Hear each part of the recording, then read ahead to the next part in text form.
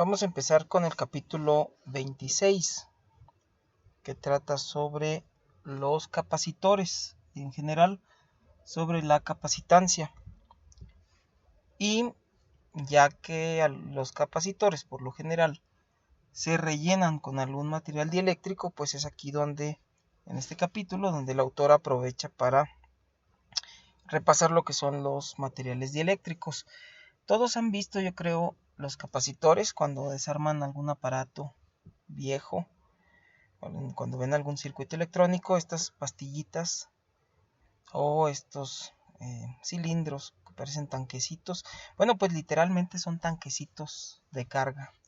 Un capacitor es un dispositivo que sirve precisamente para almacenar carga, y por esto más adelante vamos a platicar sobre las aplicaciones, que son específicamente eso, el almacenamiento de carga para luego liberarlo, ya sea súbitamente como en circuitos donde necesitan, circuitos arrancadores, por ejemplo, donde se necesite generar una cantidad considerable de corriente en un intervalo corto de tiempo. O también se utilizan como amortiguadores en los circuitos. Es decir, si viene un exceso de carga, hay un capacitor que es capaz de almacenar ese exceso de carga. Y si hay una deficiencia de carga o de corriente, también hay un capacitor cargado que es capaz de proporcionar esa carga faltante. Otra aplicación muy común en los capacitores, de los capacitores es en los circuitos temporizadores. Por decirlo así rápido, el tiempo en el que se tarda un capacitor, el tiempo que tarda un capacitor en llenarse completamente, hace que si seleccionamos adecuadamente el tamaño, digamos, del capacitor, o sea, la cantidad de carga que le cabe, pues esto nos sirve para marcar con precisión los tiempos. Todos los circuitos temporizadores, los relojes, todos nuestros aparatos tienen relojes internos, todos esos funcionan con capacitores. Y incluso el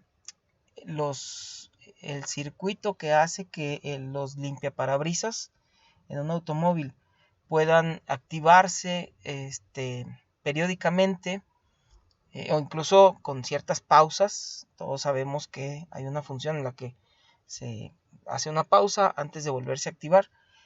Todos esos circuitos involucran capacitores.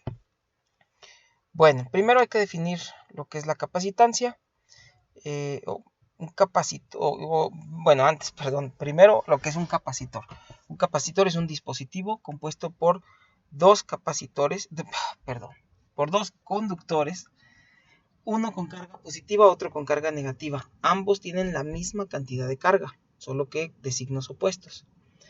En otras palabras, cuando separamos carga y la depositamos, la positiva en un conductor, la negativa en otro, y logramos que se quede ahí la carga, ahí tenemos un capacitor.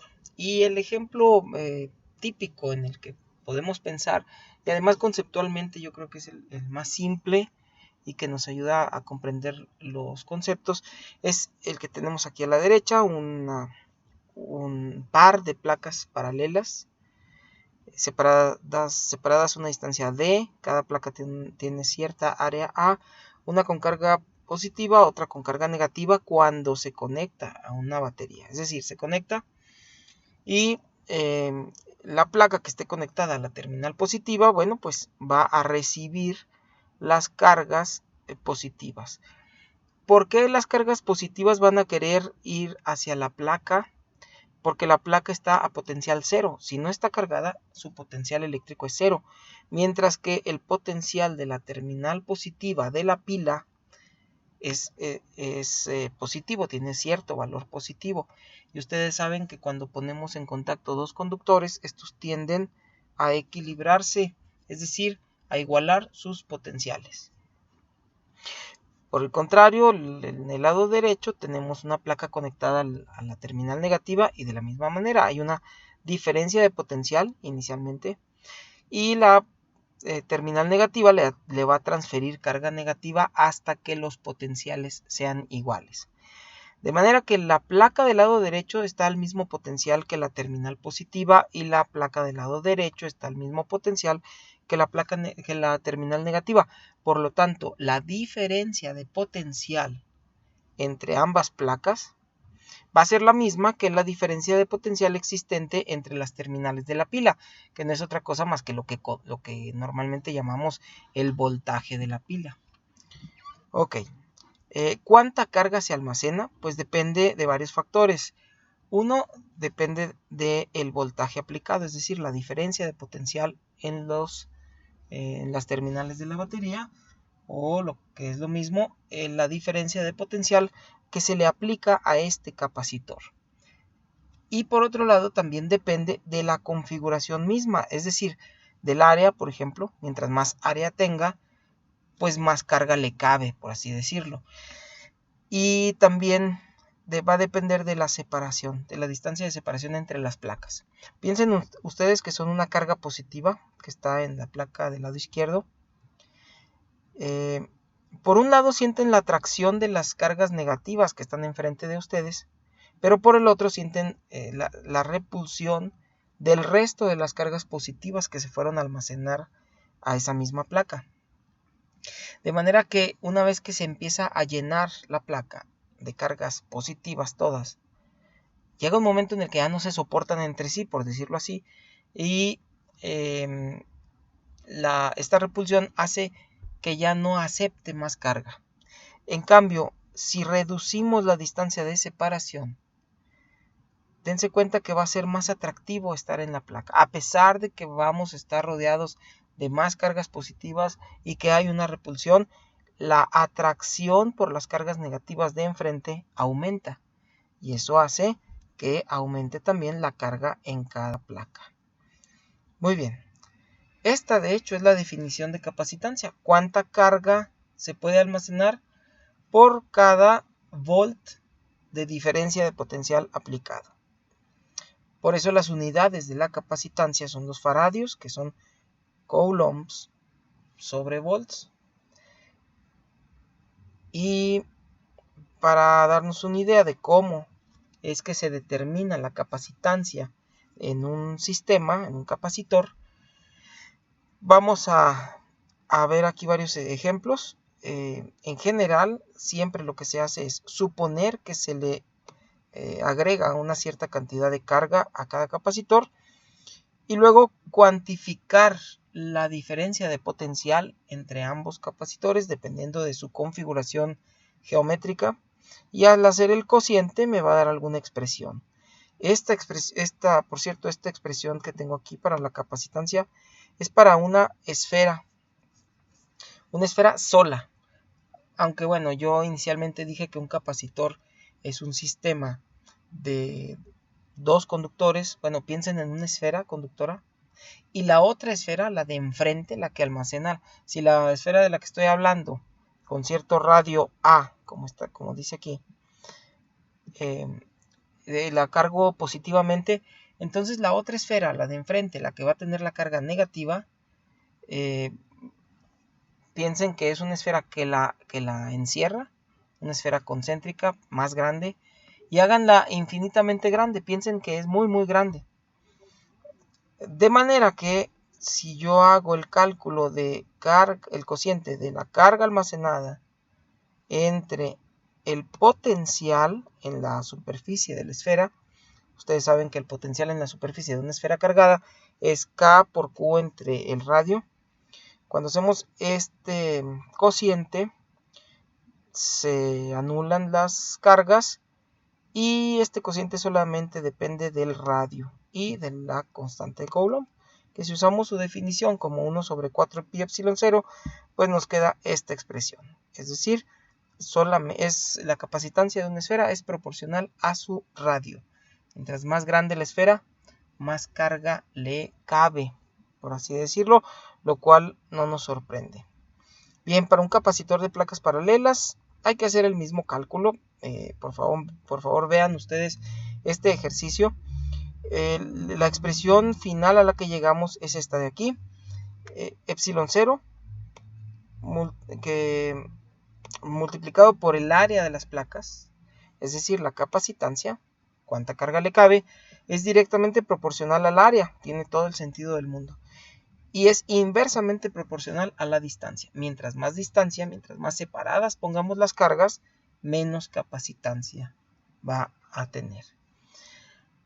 Bien, bueno, aquí está subrayado lo que acabo de decir precisamente. Ok, miren, aquí me gusta mucho este ejemplo. Un botón en un teclado en algunas ocasiones están hechos con un capacitor. Tenemos una placa fija, una placa que se puede mover, suspendida por algún material dieléctrico, ya lo veremos más adelante, pero un dieléctrico no es más que un aislante. Entonces piensen ustedes en alguna esponja que no sea conductora, se puede comprimir, por lo tanto al presionar la tecla, lo que hacemos es que acercamos ambas placas. Y al disminuir la distancia de separación, aumenta la capacitancia, por lo tanto le cabe más carga. Y entonces, si le cabe más, va a jalar, entre comillas, a jalar más carga del circuito. Y esa pequeña corriente que se produce, pues es lo que detectamos, lo que detecta pues el circuito y sabe que estamos presionando la letra B, en este caso, o el número que sea, o dependiendo de la tecla. Bueno, está hecho el mismo cálculo para un capacitor cilíndrico, es decir, dos cilindros conductores, uno de un radio A y otro de radio B, separados una cierta distancia. Aquí está hecho el cálculo. La expresión con la que terminamos es esta de aquí. La capacitancia es directamente proporcional a la longitud del cilindro.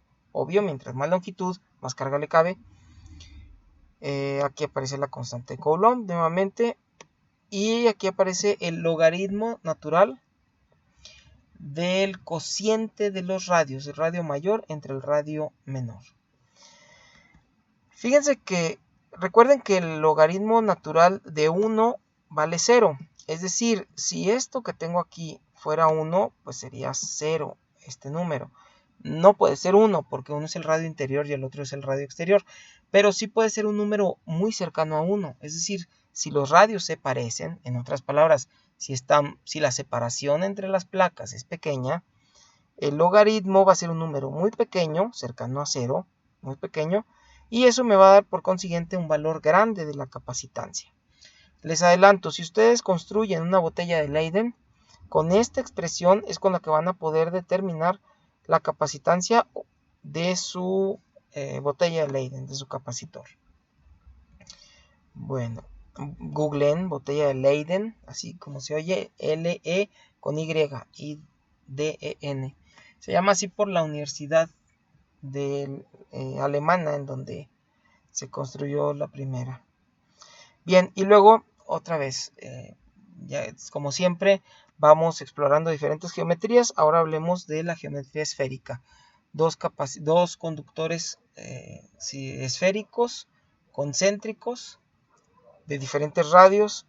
Aquí está el cálculo. Y terminamos con esta expresión. Arriba está el producto de los radios y abajo está la diferencia de los radios. Nuevamente, mientras más se parecen los radios, más pequeña es esa diferencia y aumenta el valor de la capacitancia. Muy bien. Aquí lo que se hace es se toma el límite cuando la esfera grande es infinitamente grande y recuperamos lo que ya habíamos dicho allá arriba. Ok. En un circuito hay varios capacitores y los capacitores se pueden conectar entre sí de varias maneras. Una de ellas es la conexión en paralelo. Decimos que dos elementos de un circuito están conectados en paralelo cuando yo puedo llegar de un extremo de una placa de uno de ellos a la otra sin ningún obstáculo. Y lo mismo con la otra placa. Si uno de ellos está conectado a una pila, pues entonces nos vamos a dar cuenta que ambos capacitores cada uno de ellos está conectado directamente a la pila. O lo que es lo mismo, a cada uno de ellos se le está aplicando la misma diferencia de potencial. Vean esto que tengo aquí arriba. La diferencia de potencial de la pila, la que no tiene subíndice es la de la pila, es igual a la diferencia de potencial en los extremos del capacitor 1 y es igual a los extremos del capacitor 2. Cuando yo conecto de esta manera dos capacitores, resulta que la capacitancia equivalente, o sea, la capacitancia total que yo obtengo, pues no es otra cosa más que la suma de ambas capacitancias. ¿Por qué? Pues porque si pienso que son tanques que almacenan carga, pues la carga total que almacenan es la suma de la que almacena cada uno por separado, porque las estoy conectando a la misma fuente de carga, a la pila. Bien, aquí está justificado lo que acabamos de decir, pero finalmente con lo que nos debemos quedar es que la capacitancia total es igual a la suma de las capacitancias parciales.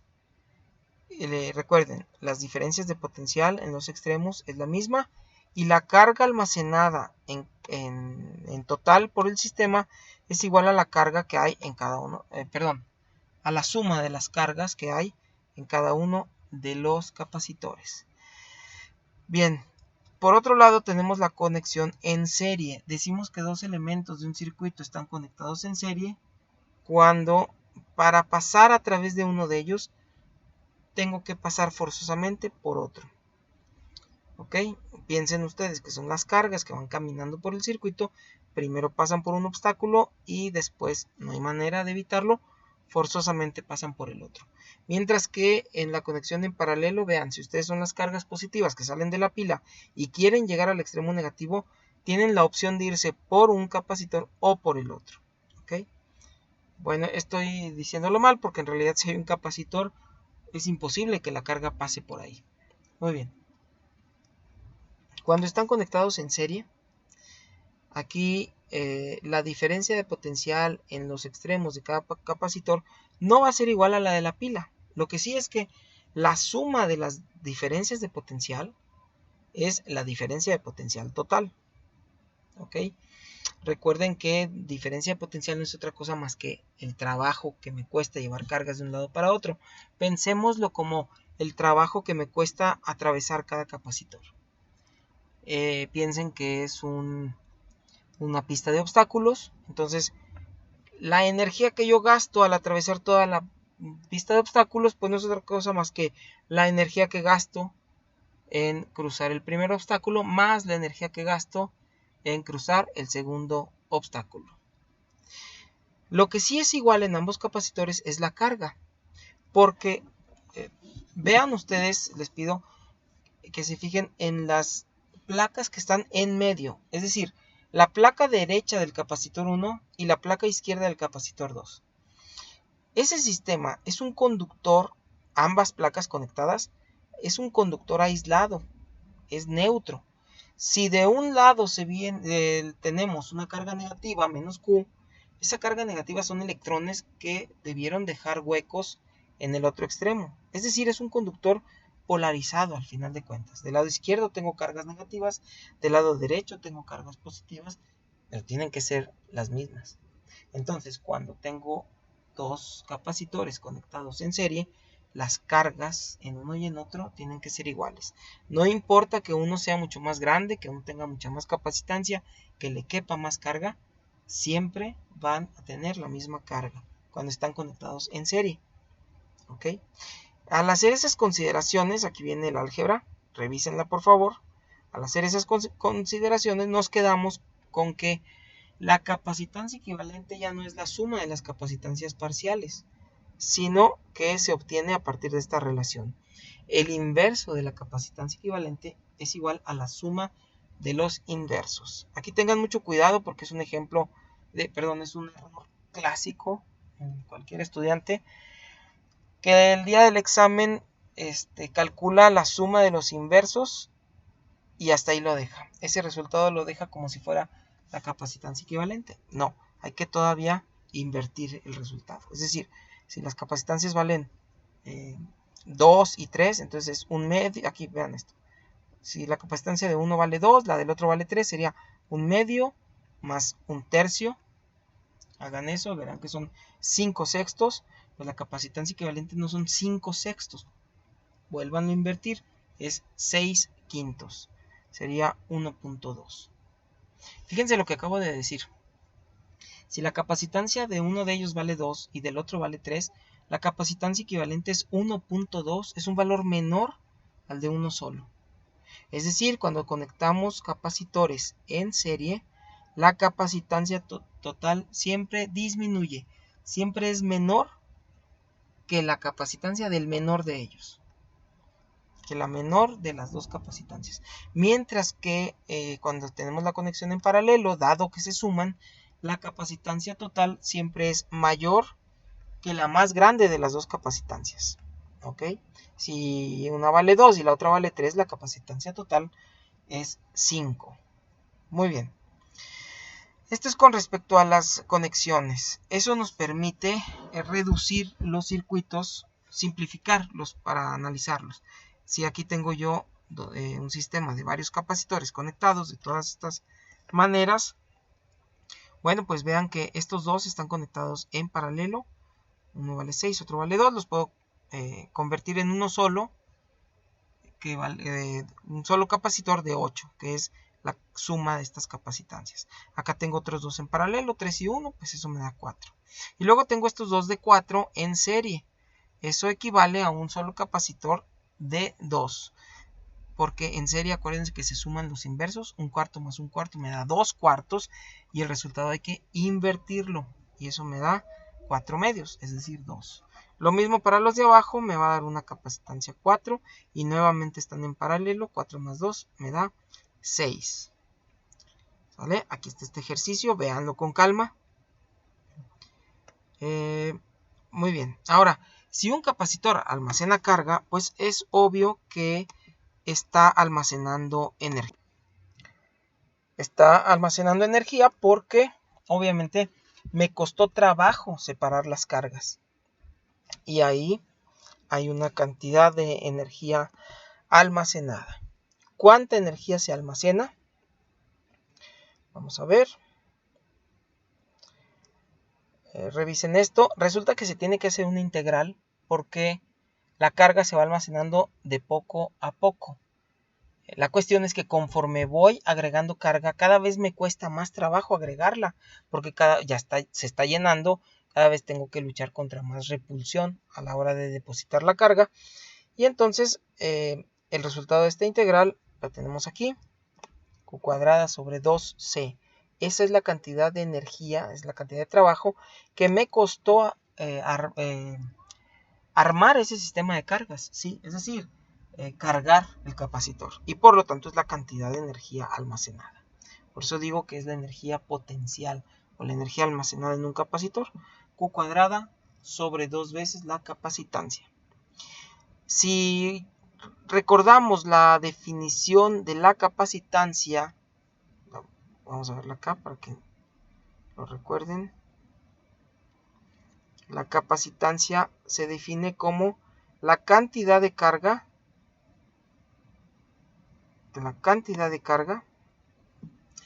entre la diferencia de potencial, la cantidad de carga almacenada por cada volt de diferencia de potencial que se aplique. Entonces, si la capacitancia es Q entre delta V, aquí está, si la capacitancia recordamos que es Q sobre delta V, sustituimos aquí la capacitancia, una Q se cancela con esta de arriba, delta V pasa para arriba y me queda un medio de Q por delta V. Nuevamente, si recordamos que despejando de la definición de capacitancia, pues tenemos que la carga es la capacitancia por la diferencia de potencial. Si sustituimos aquí, donde dice carga, ponemos capacitancia por diferencia de potencial, me queda la capacitancia y la diferencia de potencial me queda elevada al cuadrado. Háganlo ustedes para que salgan de la duda. Bien, cuando hacemos este análisis para un capacitor de placas paralelas, resulta que nos vamos a dar cuenta que en un campo, cuando hay un campo eléctrico, hay una densidad de energía almacenada. Esa densidad de energía pues tiene que ver con la energía necesaria para haber separado la carga que produce el campo eléctrico. ¿Ok? Les pido que vean este ejercicio en donde tenemos dos capacitores, cerramos los interruptores, se cargan y aquí se hace todo un análisis de la cantidad de energía que se almacena.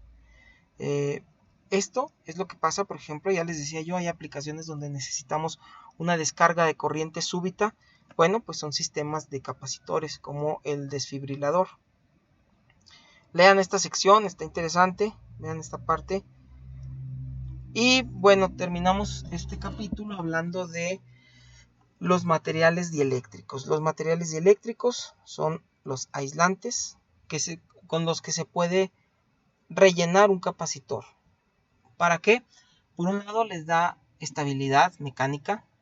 No piensen en las placas paralelas que dibujamos en un principio, pues es difícil mantener esas placas de esa manera. Pero en cambio, si yo tengo una placa de papel aluminio, piensen en papel aluminio, ponemos en medio, no sé, un acrílico, y del otro lado pegamos otra hoja de papel aluminio, bueno, pues ya están pegadas y el acrílico le da cierta resistencia mecánica. Aquí está. Pero no solo eso, sino que resulta que la capacitancia se ve, vean esta relación, se ve incrementada por un cierto factor. Ese factor se conoce como constante dieléctrica. Todos los materiales tienen una constante dieléctrica característica. Aquí está esta tabla. Antes lean aquí las ventajas de rellenar con un dieléctrico los capacitores. La primera ventaja es que aumenta la capacitancia por ese factor que les digo. Aumenta también el voltaje máximo de operación. ¿Qué quiere decir esto? Cuando tienen dos placas separadas, si ustedes le aplican una diferencia de potencial extremadamente alta, va a llegar el momento en el que la carga no va a soportar más estar separada y va a brincar. Es decir, ahí es cuando decimos se rompe el dieléctrico. Va a saltar una chispa entre ambas placas. Bueno, el voltaje máximo que soporta, sí, o sea, el voltaje al que salta la chispa depende de lo que hay en el espacio entre las placas. Los dieléctricos hacen que se necesite un voltaje mayor para que salte la chispa. Eso quiere decir que los hace todavía más resistentes. Y bueno, finalmente lo que les decía en un principio, que proporciona soporte mecánico. Muy bien. Aquí están diferentes materiales, aquí están sus constantes dieléctricas y la intensidad dieléctrica, que si se fijan por las unidades es un valor de campo eléctrico. Es el campo al que se rompe el dieléctrico, o sea, cuando salta una chispa. De aquí saco el valor que siempre les digo de que el aire, en aire, se requieren 3 millones, aquí están todas estas unidades, cantidades están en millones, 3 millones de volts por cada metro. O sea, para que salte una chispa de 1 metro se necesitan 3 millones de volts. Pero si ustedes tienen la milésima parte de eso, o sea, 3000 volts, puede saltar una chispa, no puede, va a saltar una chispa de 1 milímetro. Por eso, mediante una regla de 3, yo puedo determinar la diferencia de potencial una vez que salta una chispa. Mido la distancia de la chispa y eso me da la diferencia de potencial entre los extremos. Les pido por favor que lean, miren, aquí está un capacitor variable. Lo que se hace es girar las placas y entonces tengo más o menos área enfrentada entre sí. Vean, aquí se ve una parte del área que no está, que no tiene más placa enfrente y por lo tanto no almacena carga. Y al girar, pues hacemos que cambie la capacitancia. Me voy a brincar esta sección. Nos platicaron o nos van a platicar sobre la molécula del agua, que es una molécula polar. Ya vimos el concepto de dipolo eléctrico. Y les pido que lean esta última sección que es una explicación a nivel molecular de por qué un dieléctrico aumenta la capacitancia. ¿Ok? Resulta que, que aunque sea un material aislante, sus moléculas sí se polarizan y esa polarización hace que sea más atractivo para la carga estar en una placa o en otra. Bueno, aquí están los ejercicios, revísenlos por favor. Otro, un capacitor relleno y otro no. Y listo, esto es todo lo que vamos a estudiar en este capítulo, que si se fijan es breve. Aquí está otro capacitor variable, como los que se usan en los automóviles. Más adelante vamos a platicar de aplicaciones si quieren, pero les digo rápido, otra aplicación además de almacenar carga es sintonizar circuitos. ¿Por qué? Seleccionar frecuencias. Porque cuando tenemos una frecuencia, fíjense bien, cuando tenemos una corriente alterna, vamos al ejemplo clásico que está acá. Aquí, pensemos en esto. Piensen en esta pila. La conectamos, una placa se llena de carga positiva, la otra de carga negativa. Y una vez que se llena ya no conduce más corriente. Y el circuito pues está abierto. Pero si en el momento en el que ya se cargaron los extremos de las dos placas, perdón, si en ese momento yo volteo la pila, es decir, invierto la polaridad de la pila, ahora conecto el negativo del lado izquierdo y el positivo del lado derecho, dense cuenta que ahora esta placa cargada totalmente negativa se va a descargar con mucho gusto hacia la terminal negativa. Y lo mismo pasa en el otro extremo.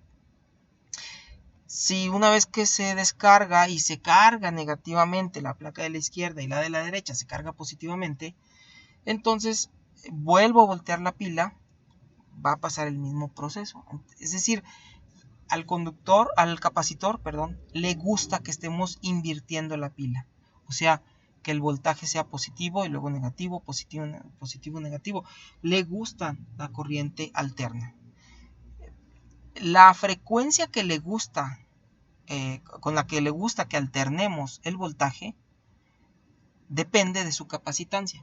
Un capacitor más pequeño va a llenarse más pronto y entonces vamos a tener que invertir con más frecuencia la polaridad. Un capacitor más grande, a un capacitor grande le gustan las bajas frecuencias. Quiere que invirtamos lentamente la polaridad de la pila. Por lo tanto, los capacitores, de acuerdo con su capacitancia, me sirve para seleccionar una frecuencia u otra. Y por eso los circuitos sintonizadores tienen capacitores y los radios viejitos tenían capacitores variables que al girar la perilla cambiaba la capacitancia y entonces cambiaba la frecuencia que le gustaba, es decir, sintonizaba otra estación. Bueno, repasen por favor los ejercicios que les acabo de decir. Cualquier duda me dicen. Aquí me escriben en los comentarios o me mandan un WhatsApp 614-228-5203 o un correo mchavezrojo@gmail.com.